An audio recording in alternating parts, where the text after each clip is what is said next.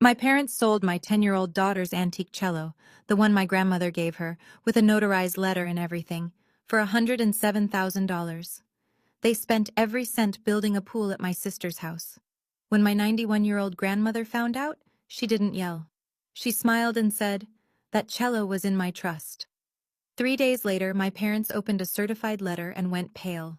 My name is Diana, 34 years old, a paralegal and a single mom, and this is the story of how my family stole from my daughter, and how a 91-year-old woman taught them that paperwork hits harder than shouting. If you're watching this, please subscribe and let me know where you're watching from in the comments. Now, let me take you back to last September, the week everything fell apart. Our apartment was small, 2 bedrooms, 1 bathroom, a kitchen with a window that stuck, and a living room where every piece of furniture had a story that ended with, "It was on sale." We rented it from my family, or what I thought was my family's property. More on that later. But the thing that made that apartment feel like a home wasn't the furniture. It was the sound. Every afternoon around 4:15, Lucy would sit by the window in her bedroom, pull Harriet from the case, and play. Harriet was her cello.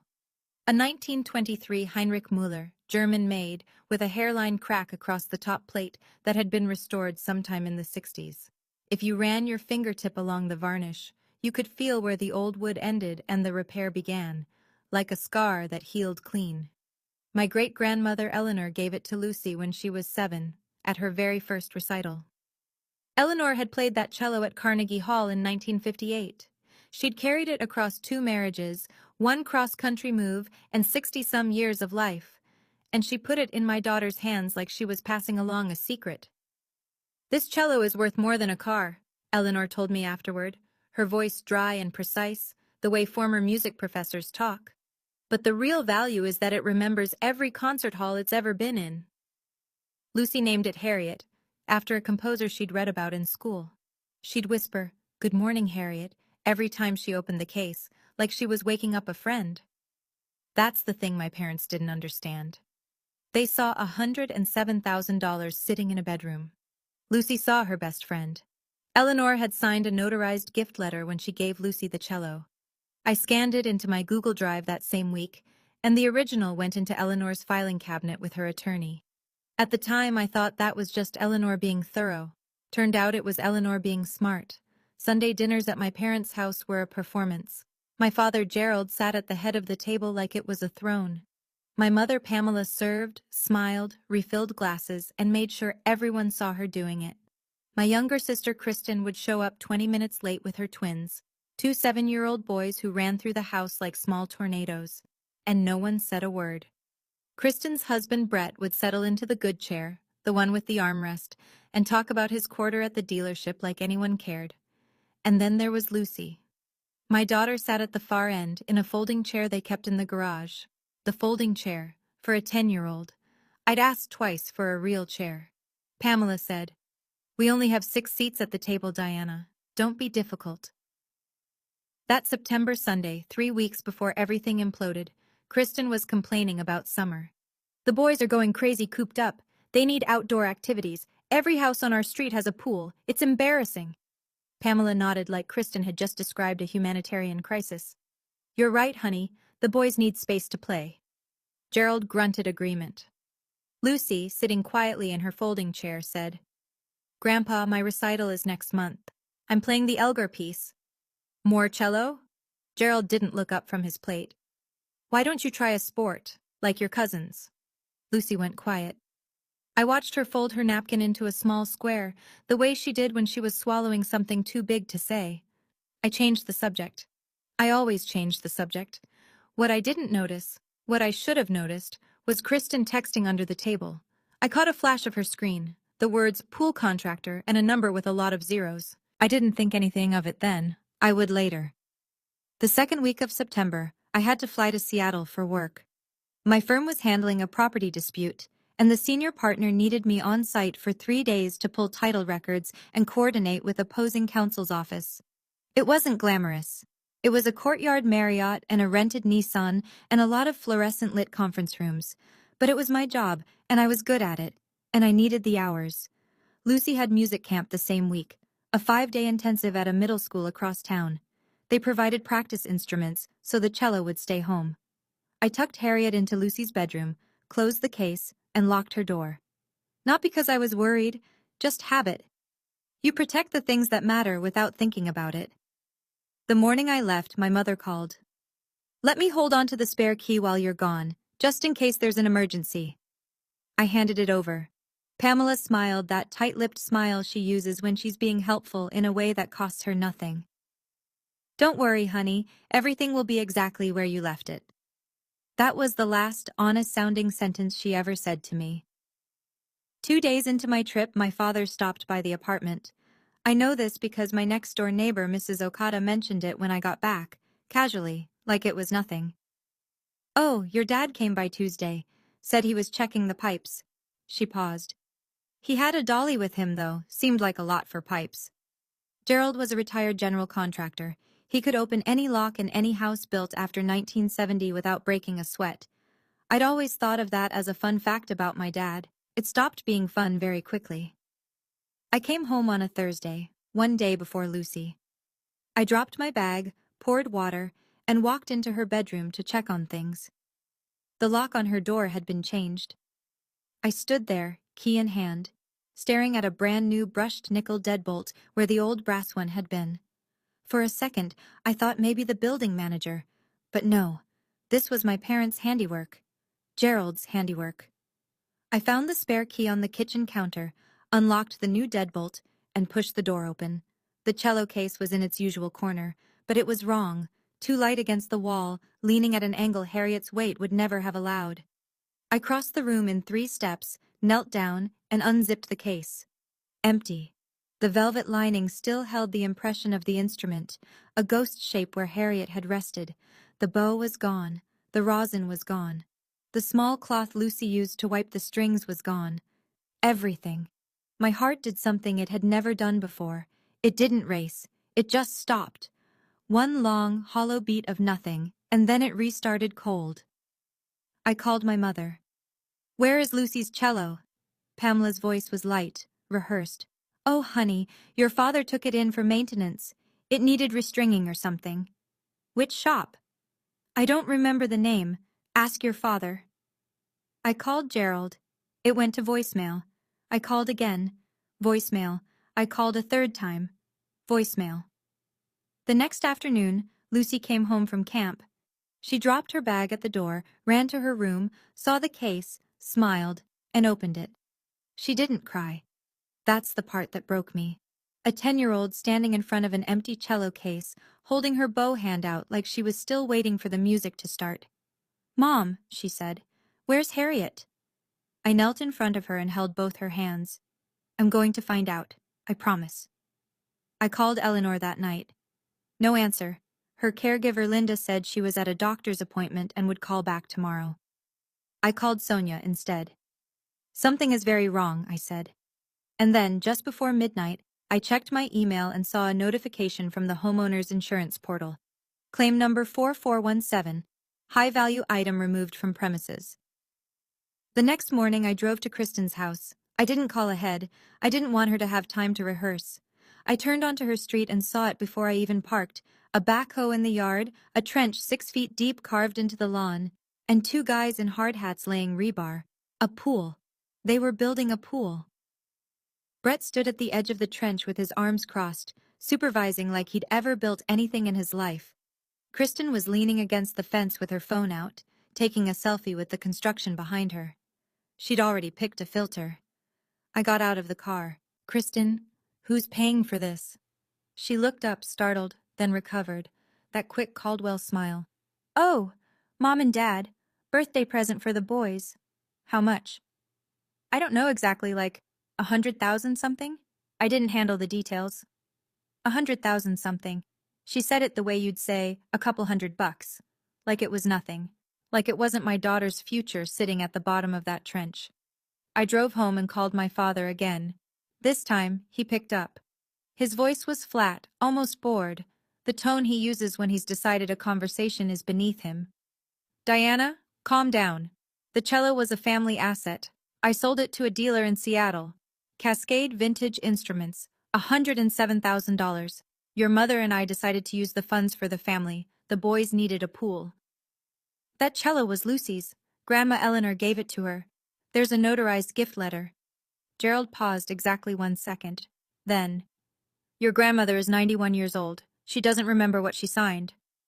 He hung up. $107,000. He said it like he was reading a grocery receipt.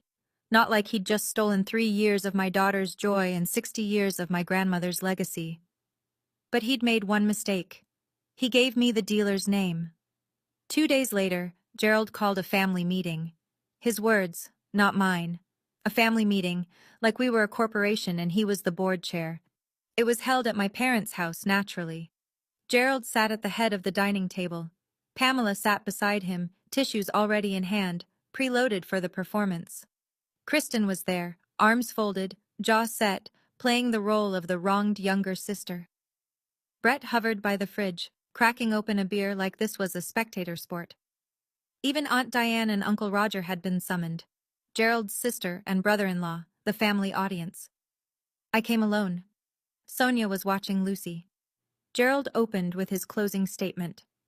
Diana is blowing this out of proportion. The cello was a family item, stored in a family property. We made a practical decision to use it for something that benefits all the grandchildren. Pamela dabbed her eyes. I just want fairness for everyone. Lucy can learn on another instrument. She's young, she'll adjust. Kristen leaned forward. My boys have never gotten anything from this family. Lucy has Grandma Eleanor wrapped around her finger. She has camp, she has lessons. It's not fair. Uncle Roger cleared his throat. Aunt Diane stared at her plate. Nobody looked at me. I let the room go quiet. I let the silence sit for 3 full seconds, long enough for everyone to hear the refrigerator hum. Then I said, that cello was a notarized gift to a minor. This isn't a family decision. It's theft. Gerald's face darkened. You want to talk lawyers? Fine. But remember who owns the roof over your head, Diana. I stood up. I picked up my jacket. I walked to the door. I'll remember, I said. And so will you. I left. No shouting, no tears, no scene. I had something better than a scene. I had a plan. Within 48 hours of that meeting, I received 11 phone calls. Pamela had been busy. She'd called every relative with a pulse and told them her version of events. Diana was threatening to sue her own parents over an old musical instrument. Diana was ungrateful. Diana was tearing the family apart. Aunt Diane texted first. Don't embarrass the family, Diana. This isn't who we are. Uncle Roger followed. Your parents raised you. They sacrificed. Show some respect. A cousin I hadn't spoken to in 3 years sent me a message on Facebook. Heard you're making trouble. Shame on you. 11 calls, 14 texts. Not one of them asked what actually happened. Not one asked about Lucy. Sonia came over that night. She sat at my kitchen table, scrolled through my phone, and shook her head slowly. This isn't family, she said. This is a cartel with Thanksgiving dinners. I laughed, even though nothing was funny. From the other room, I could hear Lucy practicing. Her school had lent her a student cello, a mass-produced thing with a tinny, flat sound, nothing like Harriet, but Lucy played it anyway. Scales, then arpeggios, then a halting attempt at the Elgar piece. She didn't complain. She never complained. That's the thing about Lucy. She just kept going. And that's when I decided, not with drama, not with a speech, just a quiet shift like a deadbolt turning. I opened my laptop, navigated to Google Drive, and found the file. Eleanor_gift_letter_notarized.pdf. I opened it and read every word. I, Eleanor Marie Whitfield, irrevocably gift the 1923 Heinrich Müller cello, serial number HM-1923-0447, to my great-granddaughter Lucy Ann Caldwell, to be her sole and personal property, dated, signed, notarized, stamped by the state of Oregon. I picked up my phone and dialed Eleanor's number. Grandma, I need to talk to you. About the cello. And about the house. I should tell you something about the way I grew up, because it explains why it took me this long to fight back. When I was 17, I got accepted to Portland State. Partial scholarship. I was proud. First in my family to go to a university. My father sat me down at that same dining table and said, the college fund is for Kristen. She's going to need it. You can figure it out. I worked 2 jobs for 4 years. I graduated. I paid off my student loans over 9 years. Kristen went to community college for 1 semester, dropped out, and married Brett. The college fund paid for her wedding. When my marriage ended, Lucy was 2, I called my mother for help. Her first words were not, "Are you okay?" They were, "You couldn't hold on to a husband and now you want to come home?" But 2 weeks later, Pamela called back. She'd found me a place, a rental, she said, owned by the family. The apartment Lucy and I lived in now. The catch? I'd help with Sunday dinners, drive Kristen to appointments, and do Gerald's books during tax season. No formal agreement, just obligation dressed up as generosity. I did it. For 4 years, I did it all. Because I was afraid that if I stopped, Lucy would lose the only extended family she had. I was afraid my daughter would grow up thinking she didn't belong anywhere. That fear had kept me obedient for a long time, but sitting at my kitchen table that night, listening to Lucy play a borrowed cello that sounded like a screen door, something cracked. Not dramatically, quietly, like a hairline fracture in old wood, the kind you can feel if you run your fingertip along the surface. Pamela had said it was the family's house. Gerald had always called it my house. One of them was lying. Or maybe both of them were. I needed Eleanor to tell me the truth. Eleanor called me back the next evening on FaceTime. She was sitting in her armchair, the green velvet one with the brass tack trim, wearing a cream cardigan buttoned to the collar. Behind her, I could see the upright piano and the framed photo from Carnegie Hall, 1958. At 91, Eleanor Whitfield still sat with the posture of a woman who'd spent 50 years in front of an orchestra. "Tell me everything," she said. So I did. The empty case, Gerald's admission, the dealer, the pool, the family meeting, the 11 phone calls. Eleanor listened without interrupting. When I finished, she was quiet for 5 seconds. I counted. Then she said, in a voice as level as a tuning fork, "Diana, the house your father lives in, I never transferred it to Gerald. It's held in the Whitfield family trust. He's a permissive occupant. The deed is in the trust's name, always has been." I felt the floor shift beneath me. "Grandma, Dad has always said, Gerald says many things that aren't true. He's been doing it since he was 12. She adjusted her glasses. "The cello is also connected to the trust. It's listed on the asset schedule, section 4.2.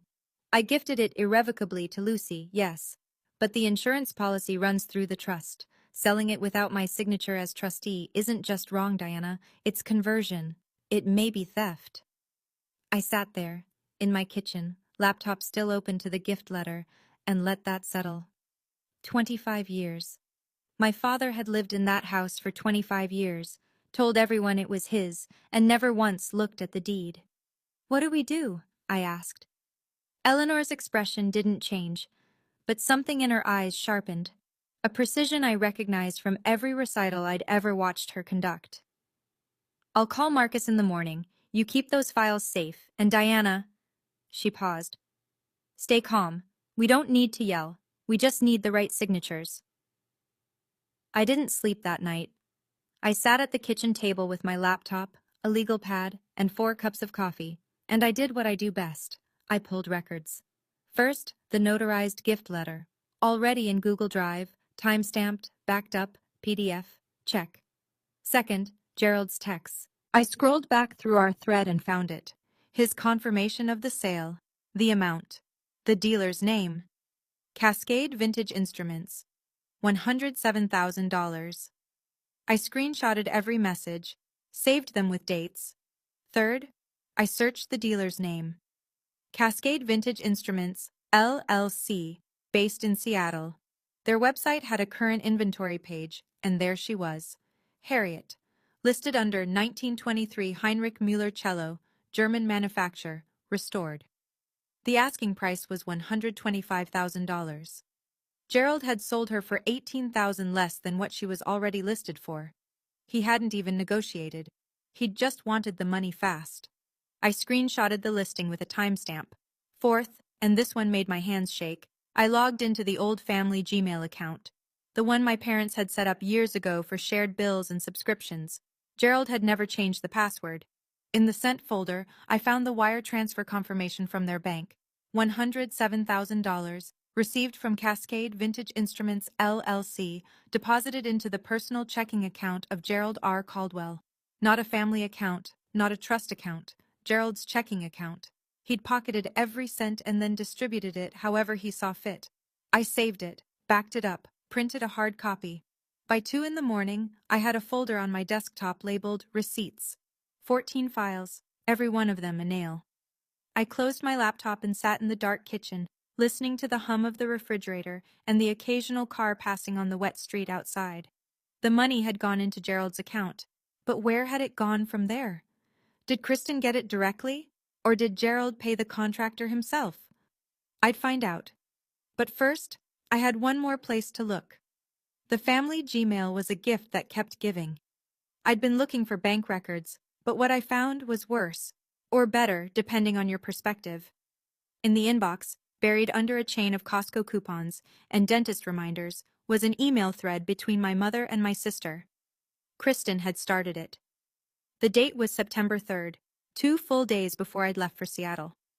Mom, the cello guy said he can do $107,000. That's enough for the pool and the patio. Tell Dad to do it before Diana gets back. Pamela replied 4 hours later. I'll handle Diana. She'll get over it. I read it 3 times. Then I read it a 4th time, slowly, word by word, because I needed to be sure I wasn't imagining things. Kristen had contacted the dealer. Not Gerald. Kristen. She'd gotten the quote, done the math, and told my mother to make it happen, specifically before I came home. My father was the one who walked into my daughter's room with a dolly and carried out a 90-year-old instrument, but my sister was the one who'd picked the target and set the timeline. Pamela was the cover, Gerald was the muscle, Kristen was the architect. I screenshotted the thread, every email, every timestamp.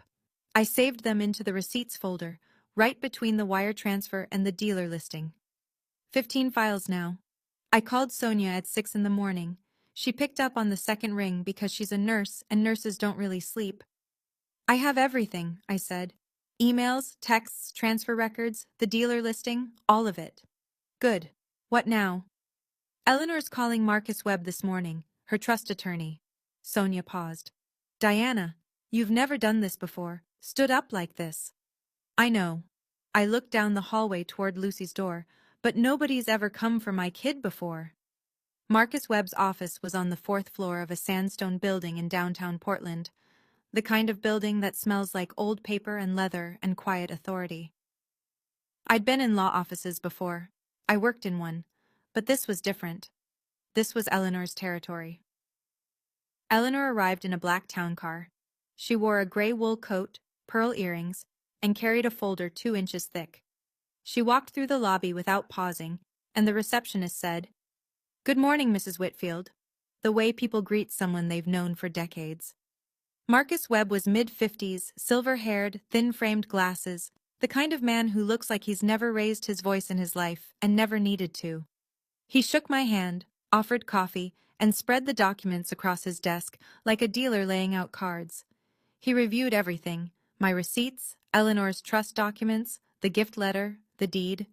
Then he leaned back and laid it out in 3 clean steps. 1.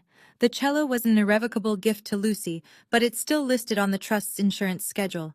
Gerald selling it without Eleanor's authorization as trustee constitutes unauthorized disposal and conversion of a minor's gifted property. We file a police report. 2. We send a demand letter via certified mail. Gerald has 14 days to return the full $107,000 to the trust. If he doesn't, we file a civil suit. 3. The house. He looked at Eleanor. As trustee, you have the right to revoke permissive occupancy. Under Oregon law, Gerald is not a tenant. He's a gratuitous occupant. 30-day written notice, and he's required to vacate. Eleanor nodded once. She picked up the pen Marcus offered and signed every document he placed in front of her. Her hand trembled slightly. She was 91, but her signature was straight and sure. Marcus looked at me. Mrs. Whitfield, you have standing, documentation, and a very clean case. They have a pool they can't afford and a house they don't own. The Multnomah County Sheriff's Office smelled like floor wax and burnt coffee. I sat in a plastic chair under fluorescent lights and waited 19 minutes for a deputy to call my name. I'd brought everything: the notarized gift letter, screenshots of Gerald's texts, the wire transfer confirmation, the trust asset schedule, and the email chain between Kristen and Pamela. All printed, organized in a manila folder with labeled tabs. Paralegal habits die hard. The deputy, a calm-faced man in his 40s named Herrera, listened without interrupting. He took notes on a form. He asked questions I'd already anticipated. When was the instrument removed? Who had access? Is there documentation of ownership? I answered each one. I handed over each printout. He looked at the wire transfer confirmation for a long time. Ma'am, with the value exceeding $1,000, this falls under ORS 164.055, theft in the first degree. We'll also note conversion of property belonging to a minor. You'll receive a case number today. He handed me a card with the case number written on the back. I thanked him. He didn't blink when I told him the suspects were my parents. He'd probably heard it before. That thought made me sadder than the report itself. I sat in my car afterward in the parking lot, engine off, hands on the steering wheel. Rain was starting, that thin Portland drizzle that doesn't seem like much until you realize you're soaked. Sonia called. You okay? I just filed a police report against my parents. Silence. Then, how do you feel? I watched the rain bead on the windshield. Lucy asks about Harriet every single day. She doesn't cry about it, she just asks. Like if she keeps asking, the answer will change. I turned the key. I'm fine. Okay, I need to pause here for just a moment. Before we go on, if you've ever had someone in your family take something that belonged to your child, something that mattered, I want to hear your story. Drop it in the comments. And if you haven't hit subscribe yet, now's a good time, because what happened next? My parents had absolutely no idea what was coming. Let's keep going. Gerald found out about the police report faster than I expected. Pamela had a friend who worked at the county dispatch center. I don't know what exactly was said or how the information traveled, but by 8 o'clock that evening, my father was standing on my front porch, knocking hard enough to rattle the screen door. I opened the door but kept the chain on. Lucy was in her room with the door closed, headphones in, practicing fingerings on her borrowed cello. Gerald's face was a color I'd never seen on him, somewhere between brick red and ash gray, like his blood couldn't decide whether to boil or drain. You called the police. Not a question, a sentence. I filed a report. There's a difference. On your own parents, Diana. Your own parents. His voice was low, controlled, the way it always got right before the volume came. Let me tell you something. You live in this house because I allow it. I will change every lock on this building by tomorrow morning. You and Lucy can find somewhere else to sleep. I looked at him through the gap in the chain. He stood on my porch like he owned it, like he'd always owned it, like the ground beneath his feet was a gift he'd given himself and could take back whenever he wanted. This house isn't yours, Dad. His eyes narrowed. Excuse me? You heard me. I've lived here 25 years, and you've never once looked at the deed. He opened his mouth, closed it. His jaw worked silently, like a man chewing something that wouldn't break down. You're done, Diana. You hear me? Done. I closed the door, locked it, slid the chain into place. From Lucy's room, I could hear the faint sound of scales on a tinny cello. She was still practicing, still going. The thing about entitlement is this: it never checks paperwork. It just assumes. Pamela's counterattack came the next morning, and it came on Facebook. She posted at 7:14 a.m. I know because I checked the timestamp later when I screenshotted it. The post was a masterpiece of manipulation, the kind of thing they should teach in psychology courses as a case study. Heartbroken today. My oldest daughter is trying to sue her own parents over a piece of furniture. We gave everything to raise our girls, and this is how we're repaid. Please keep our family in your prayers.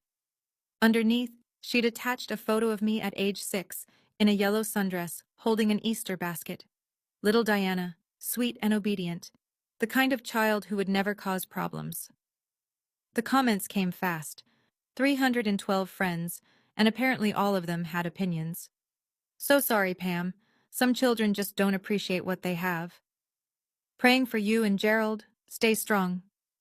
This is what happens when kids think they know better than their parents. A few people tagged me. I didn't respond. I didn't correct. I didn't post my side of the story. I did screenshot the entire post, every comment, every reaction, every timestamp. And I saved it to the receipts folder, 16 files now. A piece of furniture. That's what Pamela called a 1923 cello that had played at Carnegie Hall. A piece of furniture. That told me everything I needed to know about what my mother valued, and what she didn't. Sonia called after seeing the post. She's building a narrative, you know that, right? Public sympathy, private pressure. This is textbook. I know. So what do you do? I looked at my laptop screen, where Marcus Webb's email sat in my inbox with 2 attachments, a demand letter and a 30-day notice to vacate. I let the paper do the talking. When? Certified mail goes out tomorrow. The next morning, Marcus Webb walked into the downtown Portland post office and sent 2 envelopes via USPS certified mail, return receipt requested. Envelope 1, addressed to Gerald R. Caldwell and Pamela S. Caldwell, a formal demand letter from the Whitfield Family Trust, requiring full restitution of $107,000 within 14 calendar days.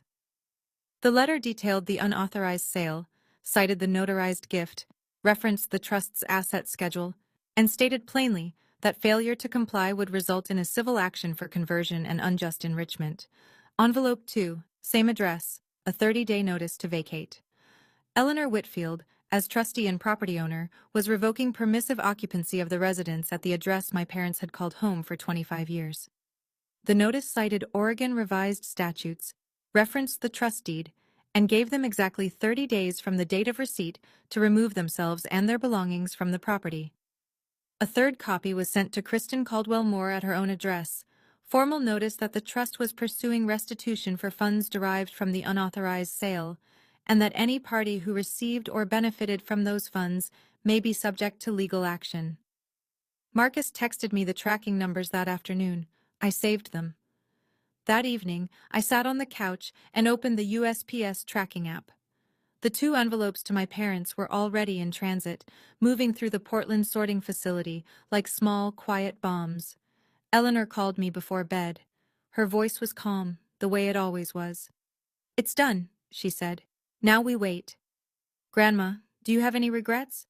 She was quiet for a moment. "I regret trusting Gerald as long as I did. I don't regret this." I refreshed the tracking app one more time before I turned off the light. In transit to destination. The next day, the status changed. Delivered. Signed by G. Caldwell. Sonia lived 3 blocks from my parents' house. She wasn't spying. She'd lived in that neighborhood since before my parents moved in. But she did happen to be driving past at 3:17 that afternoon, and she saw what she saw. Gerald was standing at the mailbox. He'd pulled out a white envelope, the kind with the green certified mail sticker, and he was reading it right there in the front yard. Sonia said his face went through 3 colors in 10 seconds. Normal, red, then a shade of pale she'd only ever seen in the ER. Pamela came out the front door. She must have heard something or sensed it, because she was already moving fast. Gerald handed her the letter without a word. Pamela read it standing on the lawn, and her hands started shaking so hard that the pages fluttered in the afternoon air. 20 minutes later, my phone rang. Gerald's name on the screen. His voice was different. Not commanding. Not bored. Not dismissive. Scared. "Diana, what did your grandmother do? This letter, it says we have to leave the house. This is our house. I've been here 25 years. The deed says Whitfield Family Trust, Dad. It's always been Grandma's house. You just never checked." She's confused. She doesn't know what She knows exactly what she's doing. She signed every document herself. "I'll fight this. I'll get a lawyer." "You should. His number is on the letter. Marcus Webb. He's been Grandma's attorney for 20 years. I'm sure he'd appreciate hearing from you." Gerald made a sound I'd never heard him make. Something between a cough and a groan, the sound of a man whose floor has just become a trapdoor.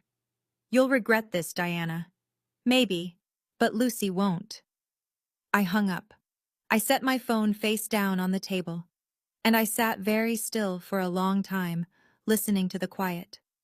For 25 years, My father told everyone it was his house. He never once looked at the deed.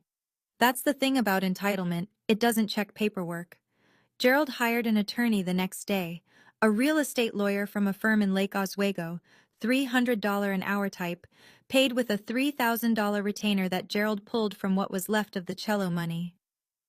The attorney did what any competent attorney would do.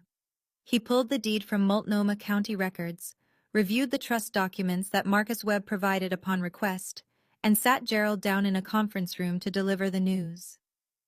The house belonged to the Whitfield Family Trust. It had never been transferred to Gerald. There was no purchase agreement, no quitclaim deed, no record of any transaction. Gerald had been living there by the grace of his grandmother, and grace, as it turned out, had an expiration date. Gerald tried adverse possession. His attorney explained that adverse possession requires hostile, open, and continuous use for 10 years, and Gerald's occupancy was permissive, not hostile. You can't claim you own something when the owner invited you in. Gerald tried laches, arguing Eleanor waited too long to act. His attorney pointed out that Eleanor had acted within weeks of learning about the sale. No delay, no laches. Gerald's attorney gave him one piece of advice. Negotiate. You don't have standing to contest the eviction. Focus on the restitution. See if Mrs. Whitfield will accept a payment plan. Gerald reportedly stood up from the conference table, said something I won't repeat, and left the office without shaking hands. That was $3,000 in retainer fees gone. Plus, the contractor for the pool had invoiced the next phase, $38,000 due upon completion. The pool that was already 60% built, the pool that my daughter's cello had paid for. The money was running out. The clock was ticking, and Gerald still hadn't paid back a single cent. Pamela made her move on a Tuesday. She showed up at Eleanor's house with a bouquet of sunflowers and a tin of Danish butter cookies, the same brand she brought every Christmas. Like clockwork, and insincerity had the same rhythm. Eleanor's home aide, Linda, answered the door and later told me every detail. Pamela sat in the living room on the edge of Eleanor's settee, clutching the sunflowers like a shield. Eleanor sat across from her in the green velvet armchair and let Pamela talk first. Grandma Eleanor, the family is falling apart. Diana has gone too far. She's filed police reports. She's bringing lawyers. This is destroying us. If you could just call it off, everything would go back to normal. Please, for the family. Eleanor let the silence hang.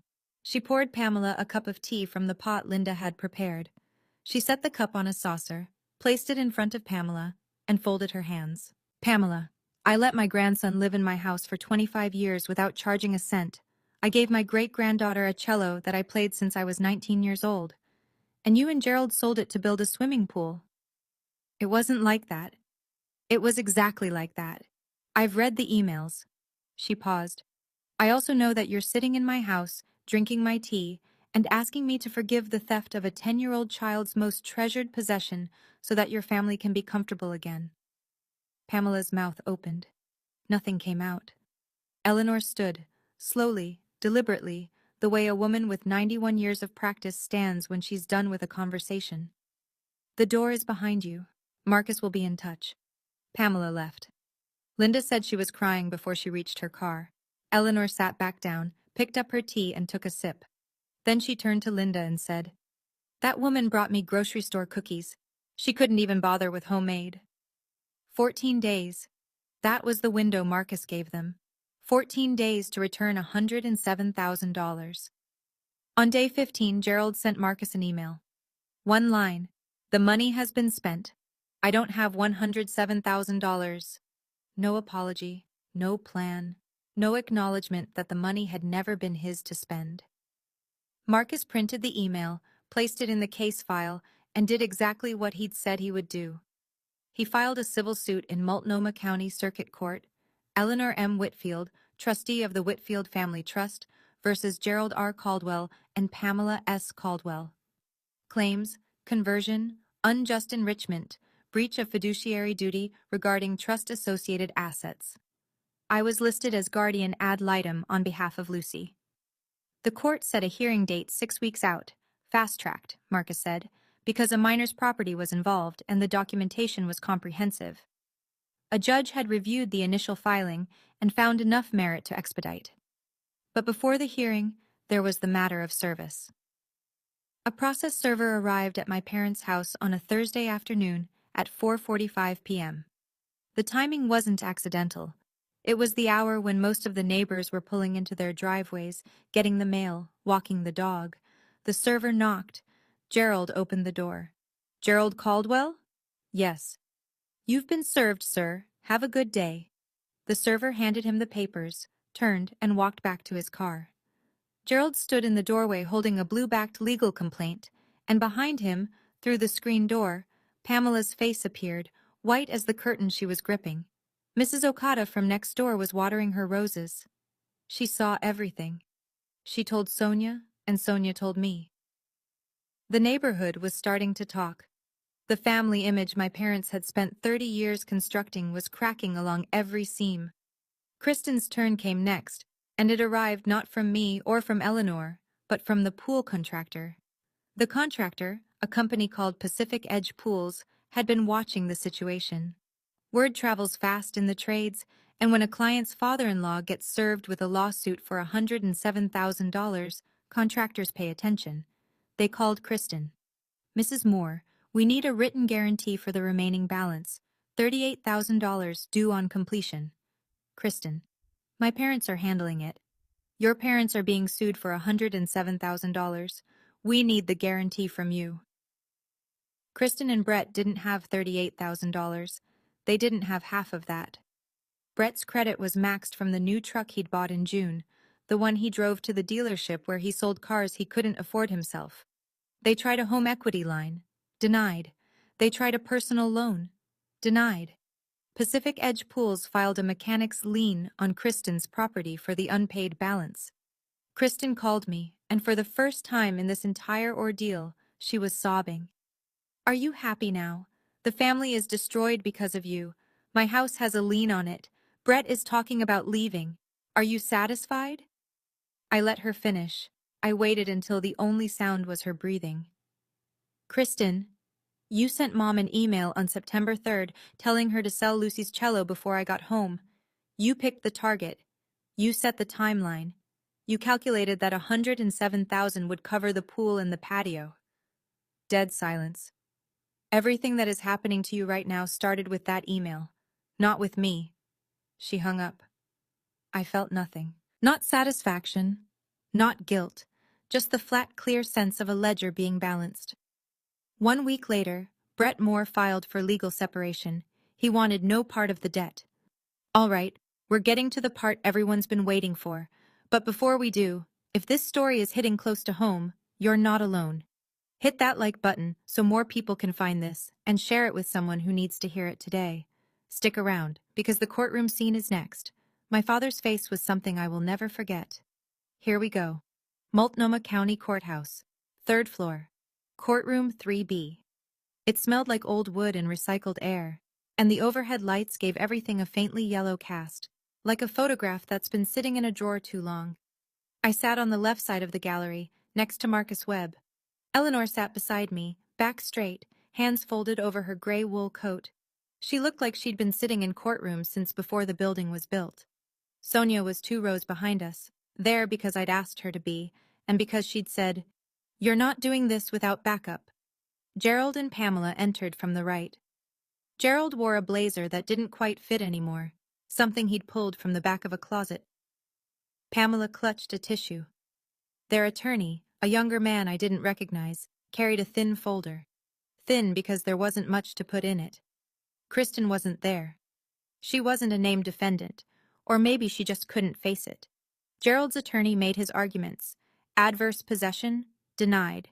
The court noted permissive occupancy. Laches, denied. Eleanor acted within weeks. Then he tried family gift, claiming the cello was communal family property, not Lucy's. Marcus stood. He presented the notarized gift letter. The trust asset schedule, section 4.2. The wire transfer confirmation. The email chain between Kristen and Pamela, time-stamped, authenticated. The police report. And finally, Pamela's Facebook post, calling a 1923 Carnegie Hall cello a piece of furniture. He laid each document on the table like he was dealing a hand no one could beat. The judge, a woman in her 60s with reading glasses on a chain, turned to Gerald. "Mr. Caldwell, did you have authorization from the trustee to sell this instrument?" Gerald straightened in his chair.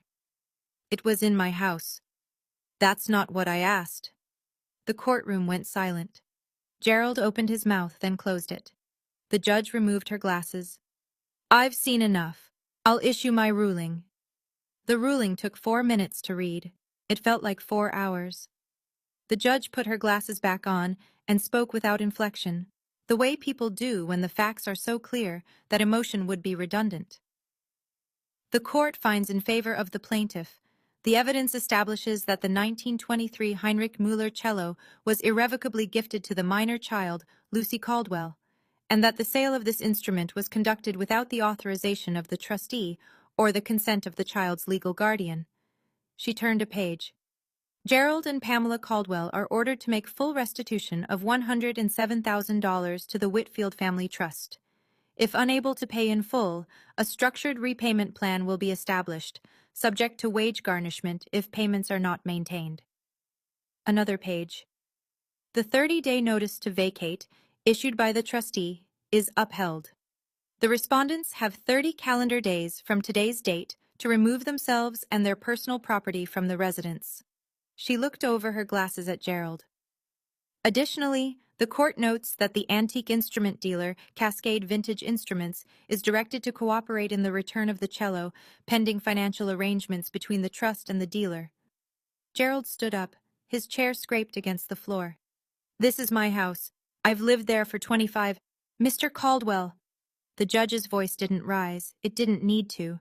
"The deed says otherwise. Sit down." He sat. His hands gripped the edge of the table so hard his knuckles went white. Pamela was crying into her tissue, quietly, mechanically, like a faucet someone had forgotten to close.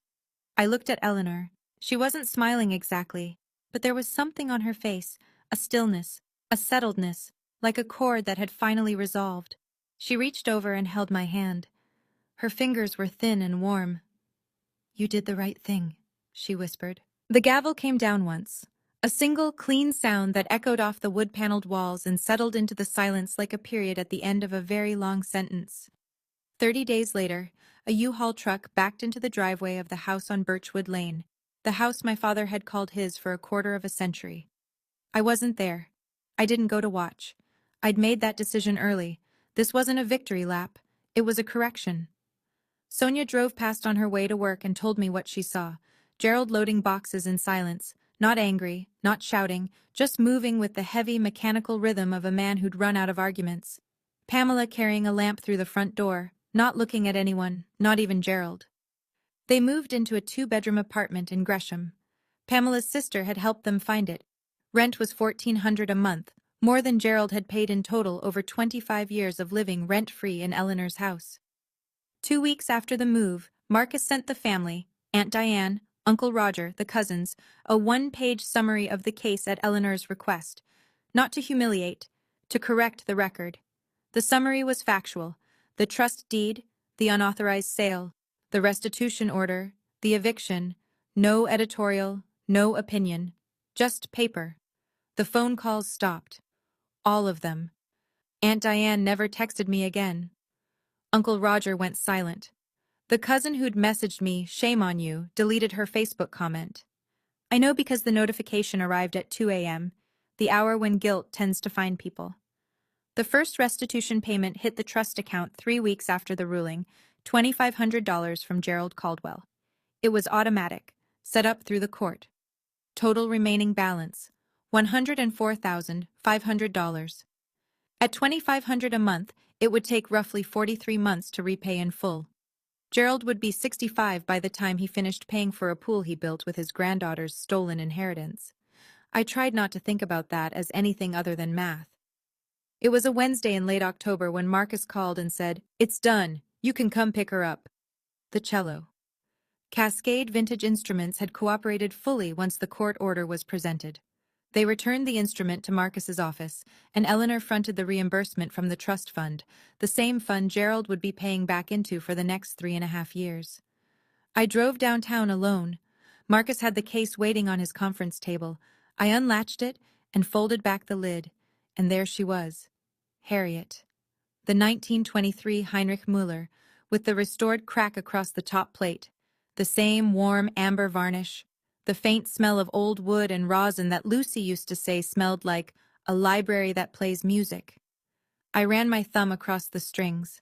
They hummed, low and deep, the way a voice sounds when it's been holding its breath. I drove home with the case buckled into the passenger seat, which is exactly as ridiculous as it sounds, but I didn't care. I parked, carried it inside, and set it in the corner of Lucy's room. The same corner, the same angle, as if it had never left. Lucy came home from school at 3:40. She dropped her backpack at the door, walked to her room, and stopped in the doorway. She didn't run, she didn't shout. She walked to the case slowly, knelt down, and unzipped it. She looked at the cello for a long moment, checking maybe, to make sure it was real. Then she reached in and touched the neck, right where the varnish was thickest. "Hi, Harriet," she whispered. I stood in the hallway, one hand on the doorframe, and I cried. Not loudly, not dramatically, just quietly, the way you cry when something that was taken has been returned and you realize how tightly you'd been holding yourself together. My daughter didn't ask where Harriet had been, she just started tuning. That evening, after Lucy was asleep, I sat at the kitchen table and drafted an email. I sent it to 3 addresses: Gerald, Pamela, and Kristen. It was short. I'd spent years over-explaining myself to people who never listened. This time, I let the words be small and final. Effective immediately, I am establishing no contact boundaries. All communication regarding the restitution will go through Marcus Webb's office. Do not contact me or Lucy directly. I wish you well, but I need to protect my daughter and myself. Gerald replied within the hour. One sentence. "You'll regret this." I didn't respond. Pamela sent 6 emails over the next 3 days. Long, winding messages full of scripture quotes, childhood memories, and sentences that started with, "After everything we've done for you." I didn't open a single one. I forwarded them to Marcus unopened and asked him to flag anything legally relevant. Kristen sent one text message, 4 days later.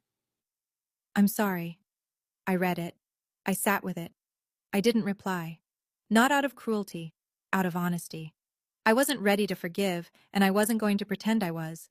Maybe someday. Maybe not. That was allowed. The next Saturday, I went to the hardware store on Burnside and bought a new deadbolt. A Schlager. Brushed nickel, top of the line. I installed it myself. I wasn't as good at it as Gerald the contractor, but it locked, and that was enough. 2 keys, one for me, one for Lucy, nobody else. That night, I stood at the front door and tested the lock 3 times. Each time it clicked, something inside me settled a little deeper. Family is not a debt you inherit. And a locked door isn't cruel. It's a boundary. 3 months after the ruling, Saturday afternoons became ours. Every week, Lucy and I would drive to Eleanor's house, a craftsman bungalow on a tree-lined street in southeast Portland, with a front porch that sagged in exactly the right way and a garden that Eleanor still supervised from her window. Linda would let us in, and Eleanor would be waiting in the music room, a small, sun-filled space at the back of the house where the upright piano lived, alongside 60 years of framed concert programs and a metronome that still ticked like a heartbeat. Lucy would set up Harriet. Eleanor would open the piano. And for 1 hour, sometimes 2, the house would fill with music, the cello and the piano winding around each other the way 2 voices do when they've known the same songs for a very long time. Eleanor taught Lucy the vibrato technique she'd learned from her own teacher at Juilliard in 1952. "It comes from the arm," she'd say, placing her thin hand on Lucy's wrist. "Not the finger. The finger follows. The arm decides." Lucy listened with the focus of a child who understood she was receiving something that couldn't be bought or sold. One Saturday, Eleanor said to her, "You keep this cello, Lucy. But more important, you keep the music. Nobody can take that. Not ever." Lucy nodded, her bow resting on the strings, and said, I know, Grandma Eleanor. I sat in the armchair in the corner, the same green velvet chair where Eleanor had sat when she'd dismissed Pamela, and I drank tea and listened. Sometimes I'd close my eyes and let the music fill the room like warm water. For the first time in years, I didn't feel like I was holding anything up. No obligation, no performance, no folding chairs, just music and tea and the kind of quiet that comes after you finally stop tolerating the noise. In November, I started therapy. It was the first time I'd ever sat across from a professional and talked about my family without making excuses for them. Her name was Dr. Langford, and in our second session, she said something I carry with me still. Diana, setting a boundary isn't a betrayal. It's the first honest thing you've done in a family that rewarded dishonesty. I sat with that for a long time. Here's where things stood 5 months after the court ruling. Gerald had paid $12,500 into the trust, 5 monthly payments of $2,500. He had $94,500 left. He and Pamela were living in the Gresham apartment, and from what little I heard through Sonia, they kept to themselves. Gerald had taken a part-time consulting job with a small construction firm. Pamela volunteered at a church thrift shop. They were quiet. Whether that was peace or just exhaustion, I couldn't say. Kristen's house sold in January. The mechanic's lien, plus Brett's attorney fees from the separation, ate through most of the equity. The pool in the backyard was 60% finished, a concrete shell with no tile, no water, no purpose. The listing photos showed it covered with a blue tarp, like a wound someone had bandaged and walked away from. Kristen moved into a rental with the twins. Brett moved to Bend. Eleanor's house, the one on Birchwood Lane, sat empty for a month after Gerald left. Then Eleanor offered it to me and Lucy. $1 a month. It's still in the trust, she said. But it should have someone playing music in it. Lucy was accepted into the Portland Youth Symphony in October. She was the youngest cellist in the ensemble. Her audition piece was the Elgar Cello Concerto, the same piece Eleanor had played at Carnegie Hall in 1958. I looked at our life, the therapy, the house, the orchestra, the quiet Saturday afternoons, and I thought, I didn't lose my family. I lost the version of family that was never really mine. What I kept was better. December. Portland Youth Symphony Winter Recital. Arlene Schnitzer, Concert Hall. The lobby smelled like wet wool and perfume, and the particular electricity of a room full of parents trying to find their seats. I was in row 5, center section. Eleanor sat to my left, wearing her gray wool coat and the pearl earrings she'd had since the 60s. Her posture was immaculate. Sonia was on my right, already recording on her phone even though the lights hadn't dimmed yet. The hall went dark. The stage lights came up, warm amber, the same color as Harriet's varnish. Lucy walked out from the wings. She was wearing a black dress we'd picked out together at a consignment shop on Hawthorne. Her hair was pulled back. She held the cello by the neck, carefully, the way you carry something that's both fragile and unbreakable. And she sat down, adjusted the end pin, and placed the bow across the strings. She didn't look nervous. She looked ready. The conductor raised his baton. The orchestra breathed in, and Lucy began to play. The Elgar Cello Concerto, first movement. The same piece Eleanor had played at Carnegie Hall in 1958 on the same instrument, 66 years apart. The sound filled the hall, deep and warm and aching, the way a cello always sounds when it's telling you something that words can't reach. I closed my eyes. I let it wash over me. Every fight, every document, every phone call, every locked door. And I let it all go quiet. Eleanor reached over and took my hand. She squeezed once. She didn't say anything. She didn't need to. The music ended. The hall erupted. 800 people applauding. But the sound I'll remember most is the one just before. The last note, hanging in the air like a held breath, before Lucy lowered her bow and smiled. Not a performer's smile. A kid's smile. The smile of a 10-year-old who knows she's safe. I sat there, finally still. Not because the fight was over, but because the right people were in the right seats. Thank you so much for staying until the very end. If Diana's story reminded you that setting boundaries, even with the people who raised you, is not betrayal, it's survival, then give this video a like. Subscribe if you haven't, and check the description below for another story about a mom who discovered her family had been hiding a house from her for 15 years. I'll see you in the next one. Stay safe, protect your people, and remember, you don't owe anyone your peace. Wherever this story takes you, I hope you carry this with you. Protecting your child is never making drama. Sometimes the quietest thing you do is the strongest. And a locked door isn't cruel, it's just a boundary with a key.